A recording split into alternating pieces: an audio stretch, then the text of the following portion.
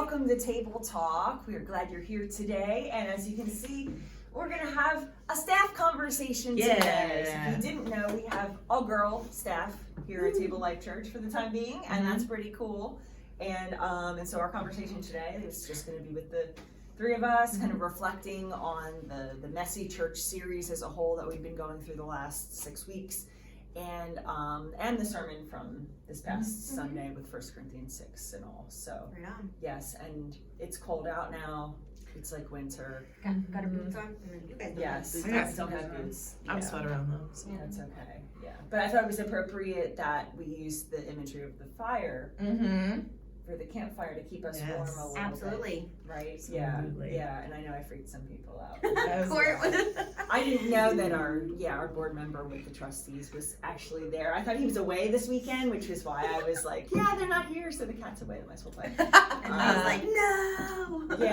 Yeah, so yeah, but just so the message was messy body. Yeah. That's kind of how we finished. Though the whole letter to 1 Corinthians doesn't actually finish there. We just did because we could keep going, but there's another Corinthians too. Yeah. Yes. Go on There's more. Yes, and we'll probably come back at some point and do another series on that. But but just where Paul is addressing this issue of sexual immorality in the church.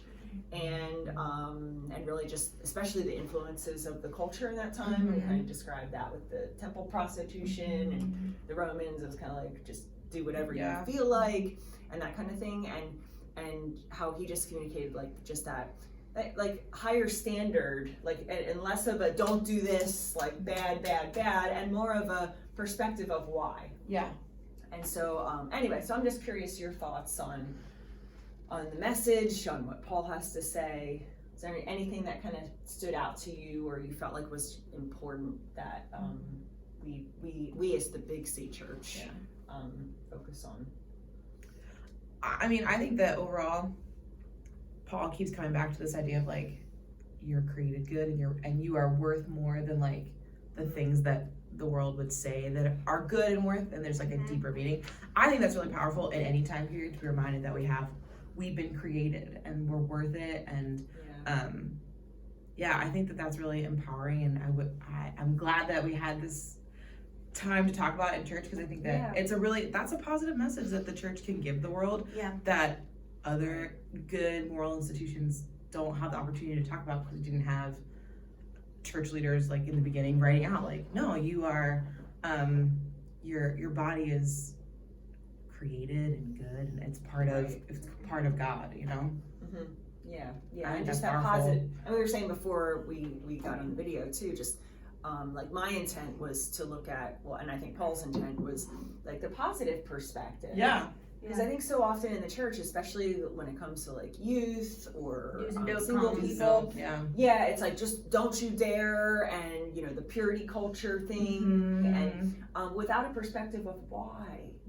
And it gets lost in translation. It gets lost in there, and instead of saying no, there's a sense of value in your body and using it. I feel like if we had these conversations on a real level all throughout history, I mean, there's going to be people who make wrong choices. Obviously, 100% all the time. I'm not saying we can prevent it, but we're messy people. I feel like if it was like very honest like this and we addressed it and weren't afraid to, there might not be as many messes or. I don't know. I'm not saying coulda, shoulda, woulda, hindsight 2020, you know. But if a lot of people had heard this when they were a child. Oh, I wish I would have. If they heard this message from their pastor, their cool millennial pastor, when they were a child, they may not have made some choices when they were a little bit older, or maybe their parents, would have made different choices or talked to them differently about sex or whatever. I'm just saying it's if you're in a community together, and when you can talk about these things in a positive way, I had some youth doing the slides and lyrics in the camera, so they had to pay attention to the entire service, which is great. So I kind of forewarned them. I was like, you got to pay attention, and she's talking about adult hugging, So afterwards, I was like, so wasn't that was really good, right? And they're like, yeah, it was actually really good. I liked it. So yay, Pastor Chris. Yay, Pastor Chris. So I think it's a good way to approach it, and you don't have to get any details or anything. And and I think that like Paul actually like gave you a pretty good blueprint of like. Absolutely. I mean, Paul I think did a good job. I think yeah, good work, job, Paul. Paul. Somebody fix this. But like the idea that Yeah. you can't do anything you want, but we're choosing to follow Christ. We shouldn't do anything we want, and also God doesn't necessarily want us to do anything we want because God wants good, beneficial. He wants good for us. Like I think that that's a powerful way to start any conversation with not just sex, but like anything in the world. Having that lens of like, we can do anything, but what does God? But should we? And like being reminded that God wants good things for us, and we want to do good things and put good things out into the world and not hurt other people is like a really powerful lens to put It's over about it. respecting other people too. Yeah. I mean, these people had prostitutes in temples. You have Aphrodite. Yeah. And these people were like slaves. They were sex slaves. Oh yeah. So totally. think of, you put it in today's context, if you're contributing to that type of culture. Well, even in the purchase and the purchase of pornography. Yep. Yeah. You are enabling the sex Because trade. you don't know and- where those people. Yep. Yeah. And so they could be somebody, they could have a pimp, they could, whatever. It could be, they could be enslaved and they can't get out of it. And so you're perpetuating that problem. Even though you think it's just harmful, I'm just looking at, you don't know what's going on. And so you're enabling that to continue. And I think that's what's happening in those temples at the same time. Like those, it's just sex. It's not really a big deal. It's just something we do because we can and we want to, and it's a desire, and that's it. Well, it's hurting people. Yeah, and that's I think a big thing when Yeah. it comes to, if you want to say like, trivializing sex, trivializing pornography. Yeah.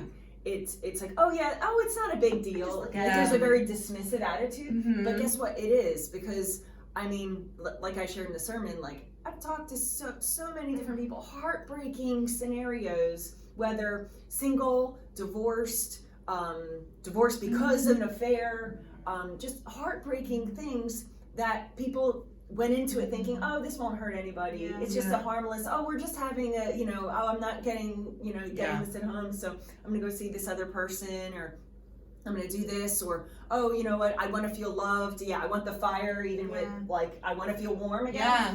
So therefore, I'm gonna go seek out the fire, and then False fire, infatuation. exactly, and Yeah. what a mess people have gotten into. And I think like there's a protective piece here. Is like avoid that unnecessary mess. Yeah.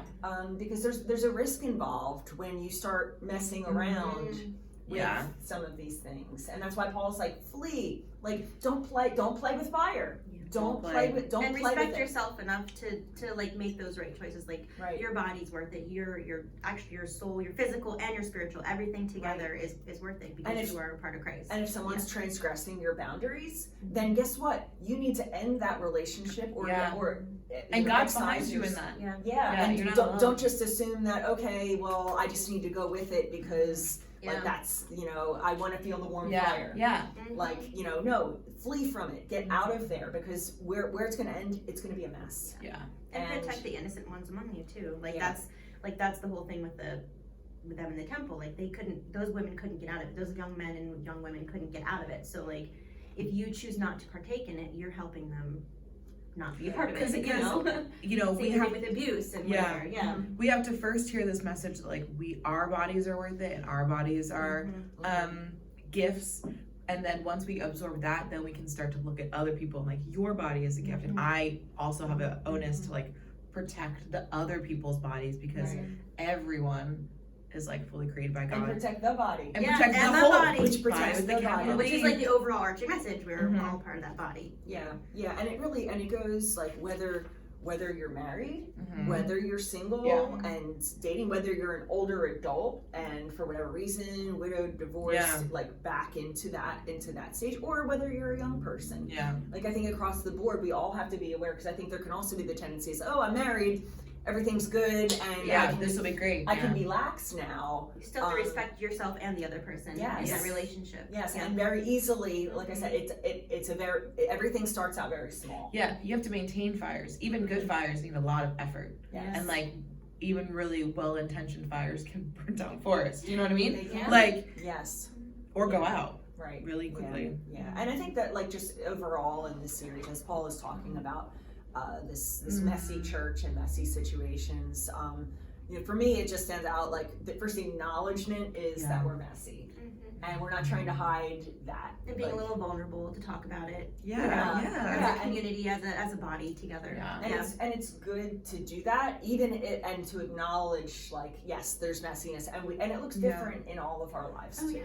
And it's been really, going through the series has been really reaffirming to me. Well, it's been reaffirming and frustrating to like, wow, most of these problems that Paul is addressing are like word for word exactly what's still happening. They But- just don't but- change. Yeah, just a little bit different Well, culture. Different yeah. culture, but also Yes. just that, you know, there's some comfort in knowing that every Christian can try again, and that we have people, we have Pauls among us still that will call us out, and we have a really good blueprint. Like I said, it's a Yeah. really good blueprint for supporting each other in mess. I think that's really powerful. That is what has stuck out to me, is I think that oftentimes I get fearful of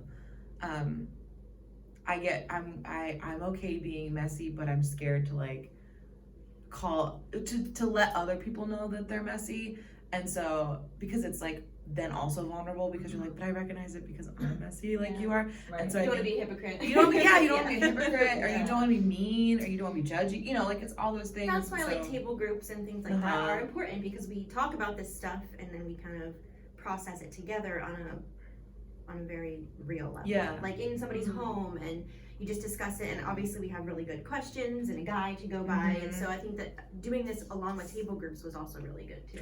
Yeah. Especially that, like you're getting to the idea that, Mhm. we're not alone in this, Yeah. like historically, but then also together. Yeah.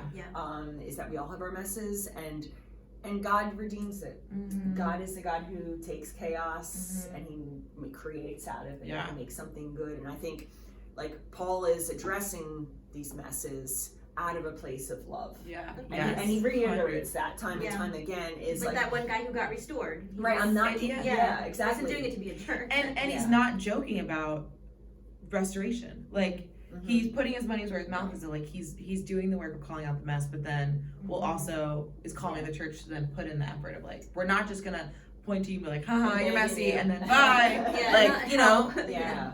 because And I that's think hard. yeah, and ending on the body I think is a really good. I mean, I know we didn't get into the portion of Corinthians that talks about the body of Christ as a metaphor, but that's what the children talked about this week, because we did Mhm. body stuff too. Yeah. But just the like reminding us that, you know, when my like elbow hurts, my body is impacted, Mhm. and like often then, you know, I had a pinched nerve in my shoulder that like worked its way all the way down to there. I'm like, that is how bodies are so connected, that like Yeah. learning how to address mess and learning how to like Essential. but also to recognize that like I want to be invested in your mess, because I want the good things that you bring to help me, and I want to be able to be part of healing all of us, you know. Mhm. Yeah, that all goes Yeah. together, which is great. Yeah. Well, thank you guys. Thanks for chatting about this, helping us wrap up. Thanks for talking our about it. series. Yeah, There was a lot of positive feedback.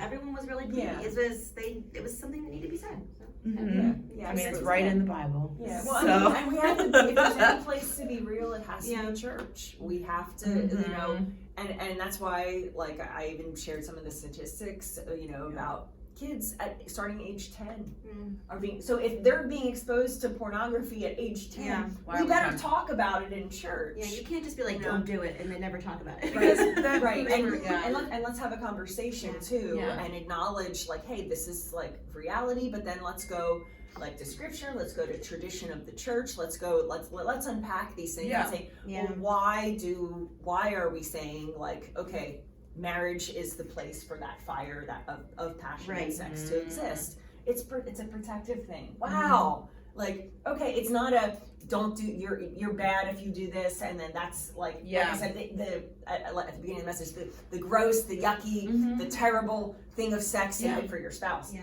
Like, Mhm. but that's the message that we communicate. But Yeah. let's Yes. frame it in a different way and say, no, guess what? This is a protective place where it can be the best, and it's not performance based, it's not comparative, it's a mutual, beautiful thing. Mhm. And a gift. A gift. Yep, Yeah. absolutely. So Right on. yeah, Right cool. on. Well, this coming Sunday, we're gonna just take a little bit of a shift to talk about gratitude. Yeah. Things coming up. Thanksgiving. And we have some baptisms and stuff, and then we're gonna be in Advent very soon. So I love that. I know, it's gone so fast. So That's thanks guys for joining us. We hope you have a great week and we hope to see you on Sunday. Yep. Take care. Bye. Bye.